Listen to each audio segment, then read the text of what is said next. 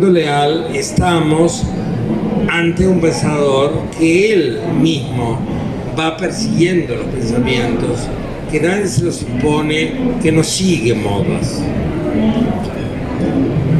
Bueno, eso es algunas pequeñas observaciones de lectura del primer capítulo, que es, se imaginan, riquísimo, porque es un capítulo nada menos que un filósofo hablando sobre la felicidad. Voy a pasar antes al segundo capítulo. ¿Qué sentido tiene opinar en política? Y acá de nuevo me voy a recusar horriblemente de localista, pero de nuevo me acuerdo que el anterior premio de la Feria de Guadalajara fue una gran poeta, Ida Vitale, y una gran poeta uruguaya, Ida Vitale, que tiene 96 años por otra parte, y hablando con ella justamente en la feria, comiendo un día, me contó la siguiente anécdota, que al final de la Segunda Guerra Mundial, ella y otras muchachas, una señora de 96 años que seguramente llama muchachas a estudiantes de 25, pero ella y otras muchachas estaban en la Facultad de Humanidades de México y le preguntaron a Abba Ferreira, que era el gran filósofo uruguayo, le preguntaron: ¿qué opina usted de estos sucesos? Y que Abba Ferreira, un poco brusco, les respondió: yo creo que cuando menos se opina, mejor. Que el mundo está lleno de opiniones, así que cuando menos se opina, mejor. Y si ustedes se dan cuenta, y vamos para atrás, y en esa respuesta busca de un filósofo se encuentra una oposición griega que es muy importante y que alguien que ha estudiado los griegos y los ha leído con tanta atención como Fernando Leal sin duda la tiene en mente, que es la oposición entre doxa y episteme, entre opinar y saber. Ustedes saben que Platón tenía como enemigo a los sofistas, que a quienes acusaba de solo incurrir en la doxa, pero nunca en la episteme.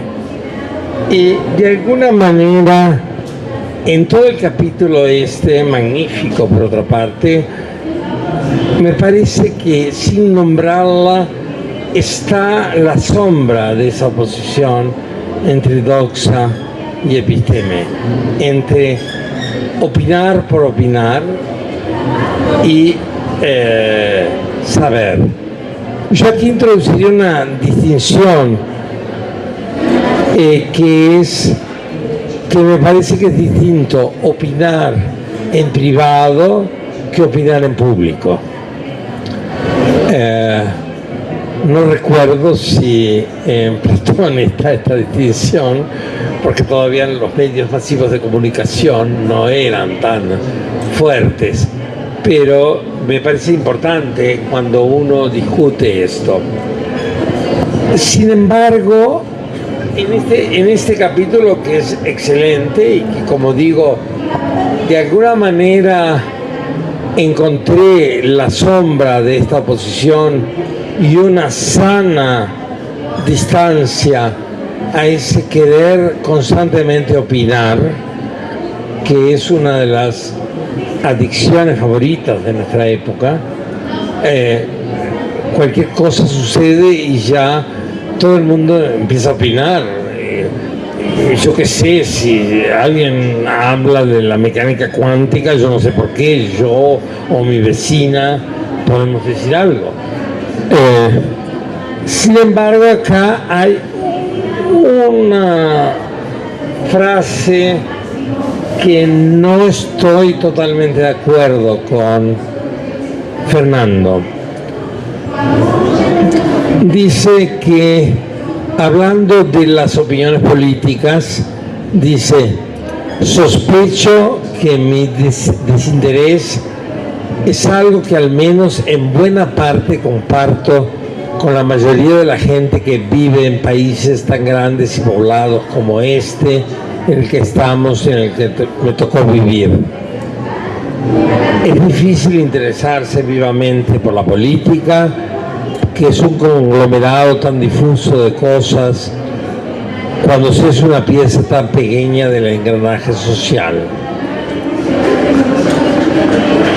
¿Por qué de alguna manera esta reflexión de Fernando Leal me produce una cierta inquietud? Porque creo que frente a la política hay como una actitud popular en tensión. Por un lado, todos opinamos de política y, a diferencia de lo que parece sugerir el autor, la mayoría de la gente que vive en países grandes opina todo el tiempo de política. Es decir, que hay en todos nosotros no solo una hiperpolitización, sino incluso lo que yo llamaría una magia de la política. Creemos que cambiando los políticos se cambia todo. Entonces, por un lado tenemos esa magia de la política y por otro lado, no estoy diciendo nada nuevo, si ustedes miran cualquier serial de televisión o si la apagan la televisión y hablan con la vecina o con el vecino, lo primero que se van a dar cuenta es que hay algo así como una mala fama de la política, en el sentido que los políticos siempre son presentados como gente, si no profundamente corrupta, por lo menos turbia. Entonces creo que hay esa tensión entre, por un lado, creer que en la magia de la política, con la política soluciona todo, y por otro lado, esa sospecha de que la política es un asunto de gente un tanto perversa. Entonces, pero esa tensión, creo, no sé si está o no está de acuerdo con lo que dice Fernando Leal en estas observaciones.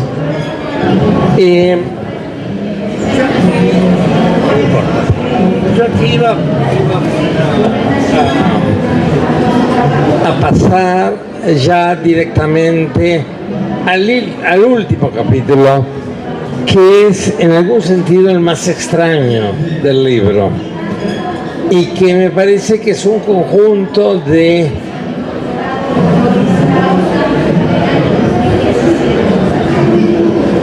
algo así como sacudidas que Fernando Leal nos quiere hacer a todos para que repensemos muchas de las cosas que damos por sobreentendido. Pero antes de pasar a ese último capítulo, quisiera, para no abusarlos con mi voz, preguntarle si quiere decir algo. Bueno, en el último capítulo, que es sobre los orígenes del posmodernismo, para todos ustedes quedarán muy perplejos cuando lo lean. Yo confieso que lo compren todos y esta noche, en lugar de ver la tele o dormirse, se pongan a leerlo, se van a encontrar con un capítulo totalmente extraño, porque todos nosotros pensamos, o no todos nosotros, pero mucha gente piensa que el posmodernismo es algo así como una moda francesa de los años 70, 80, 90. Uno de sus pilares fueron autores como Derrida, Deleuze, Foucault. Pero en cambio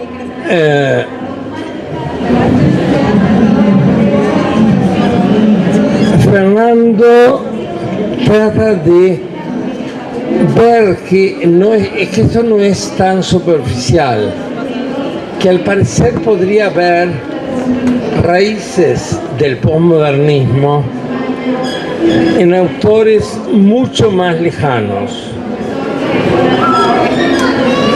En los autores lejanos que le propone, no me ponen muy nerviosos, porque sería gente como el romanticismo alemán, o autores vinculados directamente o indirectamente con Hamann, Herder, Schleiermacher, Schelling, con cierta ambivalencia Hegel y Kierkegaard. Bueno, dejémoslos estos autores, porque cada uno de ellos traza algo así como en el horizonte líneas de pensamiento muy diferentes, pero que pueden recuperarse, o que un pensador posmoderno los podría recuperar como sus abuelos. En cambio, los antecedentes más inmediatos que encuentra Fernando sí me resultan ligeramente escandalosos, porque pone por un lado Nietzsche, que sí hay un vínculo directo entre Nietzsche y Foucault y Derrida, pero por otro lado pone los pragmatistas americanos, y confieso que Peirce,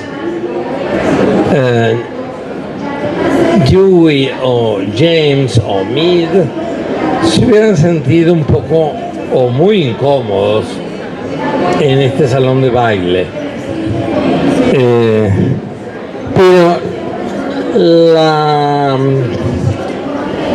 la situación se pone todavía más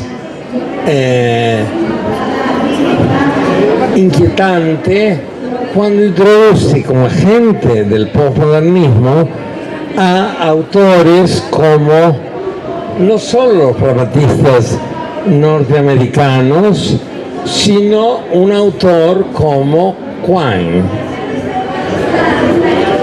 Y ustedes, si alguno de ustedes ha leído Quine, se preguntará, ¿y qué tiene que ver este señor tan austero en esta compañía?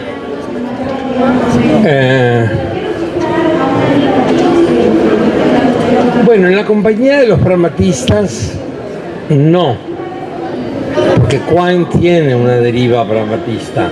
Más todavía, hay una historia que una periodista que luego hace un libro sobre filosofía de Estados Unidos cuenta que fue a entrevistar a Quine a su oficina, y Quine tenía dos fotos, una de Carnap y otra de William James, y entonces le preguntó, pero ¿cómo hace usted para tener en su misma oficina estos dos señores? Y Quine respondió, yo los admiro y he aprendido mucho de ambos. Y la periodista le dice, bueno, pero ¿cómo? ¿Qué los conecta? Y Quine le contesta, bueno, yo le recomendaría que leyera mis libros. La conexión está ahí. Entonces, esa conexión es posible. En cambio, me resulta más extraña la conexión de Quine con los filósofos franceses. Ustedes me dirán, pero ¿por qué se le ocurrió esta idea tan rara a un filósofo tan serio como Fernando Leal y tan profundo? Yo creo que para darles una pista de por dónde hace el vínculo es que Quine, en la mitad de su carrera, creo, publica, después de haber publicado libros en lógica y ser uno de los más reconocidos lógicos de nuestro tiempo, publica un libro que es muy importante, que se llama Desde el punto de vista lógico, que por otra parte el mismo Quine dijo que se le ocurrió el título oyendo una canción de Harry Belafonte, desde el punto de vista lógico. Pero en ese libro está el famoso artículo Dos dogmas del empirismo. Y la idea final de Dos dogmas del empirismo, que es el holismo de nuestro conocimiento, de que nuestros enunciados no se enfrentan uno por uno a la experiencia como habían sostenido muchos autores positivistas que fueron los maestros de Quine, sino que el conocimiento se encuentra siempre como una totalidad y que siempre tenemos la posibilidad de cambiar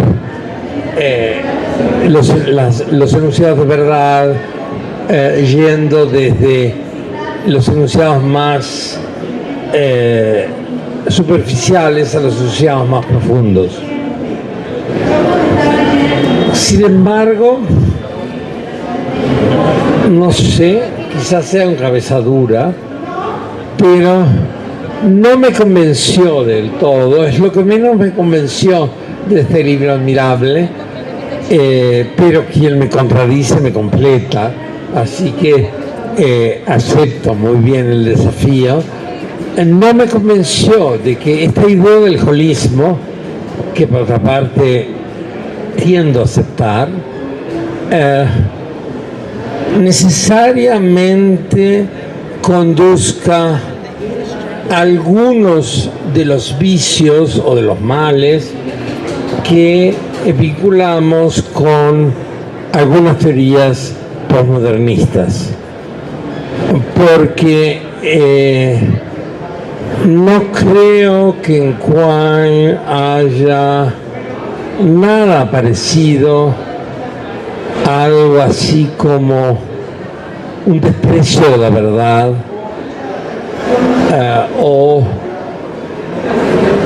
en un autor que sin duda alguna no solo leyó Carnap y William James, sino también y mucho Frege, que haya una especie de desprecio por la referencia o decir que la referencia es algo inmanente al lenguaje. Pero bueno, yo se los dejaría para que todos ustedes lean el libro y se sientan interpelados por él, y como nos sucede con todo gran filósofo, a veces digamos, sí, qué magnífico, esto tiene toda la razón del mundo, esto es realmente verdadero. Otras veces digan, esto no me convence del todo. Hay aquí una analogía que no estoy absolutamente seguro que no me convence. Y la mayor parte del tiempo lean diciendo, en un movimiento que yo llamaría de como una lógica de continuidades y rupturas, que decir, sí acepto estos enunciados, pero me gustaría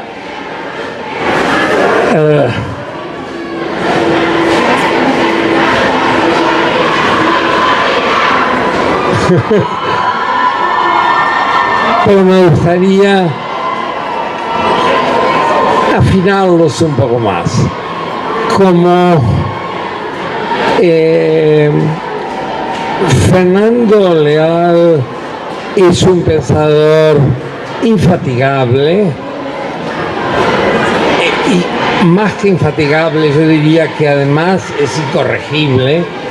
Va a seguir persiguiendo estos temas, incluso en medio del ruido y de la algarabía.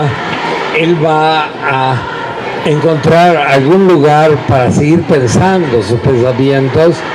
Entonces, lo único que me queda es todavía decirles a todos: no dejen de comprar el libro, no dejen de seguir pensando con Fernando Leal. Los alumnos de él van a tener la felicidad de tener un diálogo directo con él. Los que no son sus alumnos van a poder tener en medio del ruido, un diálogo con sus escritos y con sus libros. Así que esto era lo que yo quería decirles esta noche.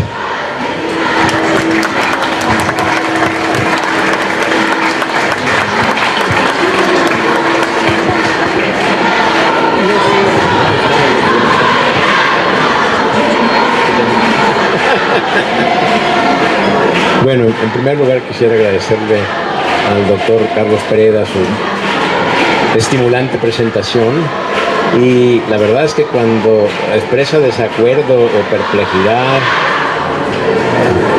a mí me da mucho gusto, porque de eso se trata. Filosofar significa discutir. Voy a comenzar por el asunto del posmodernismo, porque creo que es el que más te preocupó. Y déjenme decirles un poco, este libro nació de una manera muy rara. Y el primer escrito de estos es justamente este sobre el posmodernismo, y ocurrió porque se hizo, bueno, había a principios de los 90 en Guadalajara al menos, supongo que en México o DF igual, y en otras partes del país, mucha algarabía en torno al término posmodernismo, pero muy poca claridad, como dicen los ingleses, mucho calor y poca luz. Y una de las especies que yo me encontré era la idea esta de que era un fenómeno reciente, como lo acaba de confirmar Carlos Pereda. Sí, la idea de que el posmodernismo era un fenómeno reciente. Una vez me topé con una exalumna mía y ella dijo: me parece que el origen del posmodernismo está en la revolución arquitectónica, en la arquitectura que ocurrió en Viena a principios del siglo XX. Y yo le dije: no, me parece que es más atrás que esto. Y entonces me puse a darle vueltas a esto, y se juntó con otras ideas que tenía yo. Y de hecho, lo que yo trataba de expresar, y como dice Carlos, soy incorregible, sigo pensando en eso, era que en el fondo el posmodernismo es una especie de subproducto del hecho del destronamiento de las viejas autoridades que existían en el mundo europeo occidental por las autoridades científicas, técnicas. Me parece que podemos estar de acuerdo en esto, ¿no? Las autoridades ahora, a quienes le hacemos caso, es a lo que dicen los científicos. Me parece esto uno de los fenómenos más raros que hay en la civilización, porque tradicionalmente durante siglos las autoridades no fueron nada que se parezca a los matemáticos o a los físicos, sino fueron, por ejemplo, los grandes sacerdotes. ¿Y cómo se produjo ese destronamiento y cuáles son las consecuencias de esto? Es lo que yo he estado tratando de pensar desde entonces. Ahora bien, cuando este libro nació porque pensé que era interesante comunicar en una colección que está dedicada, hago propaganda otra vez, esto es parte de una colección que está dedicada a la argumentación, que era importante comunicar ejemplos de argumentación, porque hasta ahora los libros que hemos publicado han sido sobre la argumentación. Y para mí uno de los grandes defectos que hay en las discusiones sobre argumentación es que se discuten siempre o bien en abstracto o bien al hilo de ejemplos de argumentaciones o discusiones muy pequeñitos. Y yo creo que realmente la argumentación se vuelve interesante cuando uno examina argumentaciones complejas y largas. Y entonces pensé, hay que sacar un libro que contenga argumentaciones y que ilustre lo que tratamos de decir los que nos interesamos por la teoría de la argumentación. Y entonces lo que hice fue recurrir a ejemplos de argumentación en las que yo me había presentado ante un público que me había invitado a hablar de un tema y que en realidad yo no quería hablar de ese tema. No sé si me explico. De tanto en tanto me invitan a hablar de cosas sobre las que tengo algún conocimiento de primera, y no nada más opiniones. Pero en este caso, en estos 5 casos me habían invitado a hablar de algo. Yo me había resistido a esto, pero finalmente había aceptado el reto y había tratado de hacer lo mejor que podía en el sentido de argumentar mis respuestas y mis opiniones. Entonces me pareció que eran buenos ejemplos estos 5, porque de todas las intervenciones que he tenido sobre cuestiones públicas, 5 encontraron un eco en el público. Tanto en el momento de exponerlas como después en correos electrónicos, encuentros en la calle, etcétera. Gente que me felicitaba y me decía eso que escuchó, me pareció muy bien. Y a mí me desconcertaba porque, según yo, las opiniones que yo presentaba no eran ortodoxas, ¿no? Como bien me parece ha mostrado Carlos. Pero me llamaba la atención que les hubiera parecido a esos públicos que mis opiniones eran, pues de alguna manera concordaban o resonaban con lo que algunos pensaban. Entonces esa paradoja me pareció interesante. Pero eso me llevó a no cambiar los textos. Digamos que mi primer impulso era agarrar estas 5 y hacer un libro de esto coherente, que pasara de un tema a otro. No sé si Carlos vio que hay continuidad en las ideas del libro. Pero luego me dijo, voy a traicionar el efecto que tuvieron, porque fueron efectivas tal como las pronuncié. Y para el caso concreto del capítulo 5 sobre posmodernismo, yo ahora estoy insatisfecho con esa presentación. Si ahora lo escribiera, lo haría de manera diferente. Y comenzaría diciendo, miren, de lo que hay que hablar es del destronamiento de las viejas autoridades tradicionales por las autoridades científicas. Y entender qué significó esa transformación histórica de nuestra civilización. Y yo creo, y ahora voy a hacer el escándalo mayor, creo que el posmodernismo es un hijo directo de esto. Que es una cosa un poco rara, porque uno pensaría el posmodernismo es anticientífico, y de hecho el establishment científico ataca de distintas maneras a los pensadores posmodernos. Si ustedes conocen el libro de Imposturas Intelectuales, es un ejemplo de esto, ¿no? Sin embargo, yo creo que esa es una visión muy superficial, porque en realidad, creo yo, y en esto creo que Vaz Ferreira podría estar de acuerdo conmigo, y si no él, al menos Leonard Nelson sí.